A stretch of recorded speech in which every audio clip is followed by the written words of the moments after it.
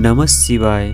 महाशिवरात्रि का आध्यात्मिक और वैज्ञानिक दोनों तरीके से महत्व है। शिवरात्रि का अर्थ हर महीने के 14वां दिन जो कि अमावस्या से एक दिन पहले आता है। एक वर्ष में 12 से 13 शिवरात्रियां होती हैं। इन सभी शिवरात्रियों में से वो शिवरात्रि जो फरवरी मार्च के महीने में आता है उसे महाशिवरात्रि कहते हैं। ग्रह के उत्तरी गोलार्ध में उस दिन इंसानी सिस्टम में ऊर्जा स्वाभाविक रूप से ऊपर की ओर बढ़ती है। हर एक जीव अपने भीतर ऊर्जा को ऊपर की ओर बढ़ते हुए महसूस करते हैं। इस ऊपर बढ़ती हुई ऊर्जा का केवल वही प्राणी सही से उपयोग कर सकते हैं जिनकी रीढ़ की हड्डी सीधी है। मानव होने का हमारा स्वभाव है कि केवल हम ही एक ऐसी प्राणी हैं जिसकी रीढ़ विकसित होकर सीधी हो गई है। अगर आप दूसरी प्रजातियों के विकास के प्रक्रिया को देखें तो आप पाएंगे कि बिना रीढ़ वाले से रीढ़ वाले की तरफ बढ़ना एक महत्वपूर्ण काम था और विकास प्रक्रिया में दूसरा महत्वपूर्ण काम था रीढ़ का आरी अवस्था से खारी अवस्था में आना। मस्तिष्क वास्तव में तभी विकसित हुआ जब रीढ़ सीधी हुई। जैसे कि महाशिवरात्रि के रात में ऊर्जा स्वाभाविक रूप से ऊपर की ओर बढ़ती है। रात भर रीढ़ को सीधी रखने से जबरदस्त लाभ होता है।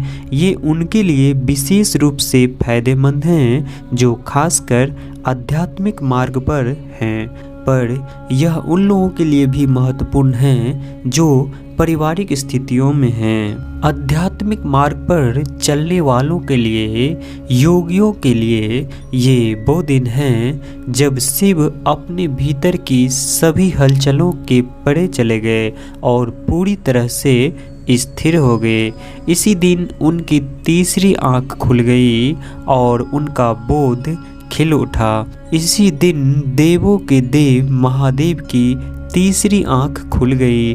शास्त्रों के अनुसार ये दो आंखें सिर्फ इंद्रियां हैं। ये आसपास के भौतिक पक्ष को ही दिखा सकती है, लेकिन अगर आप भौतिक पक्षों का आधार देखना चाहते हैं, अगर आप उन सूक्ष्म आयामों को देखना चाहते हैं जो प्रकृति के भौतिकता से परे हैं, अगर आप उनको जानना चाहते हैं तो आपको बोध के एक अलग आयाम की ज़रूरत है। बोध का वो आयाम जो भौतिक से परे हैं उसे तीसरी आंख कहते हैं। तो ये वो दिन हैं जो आपके तीसरी आंख खोलने से आपके भीतर बोध के गहरे आयाम को उजागर करने की यात्रा को सहज बनाता है। यूं तो शिव जी की उपासना के लिए सप्ताह के सभी दिन अच्छे होते हैं, फिर भी सोमवार को शिव जी का प्रतीकात्मक दिन कहा गया है।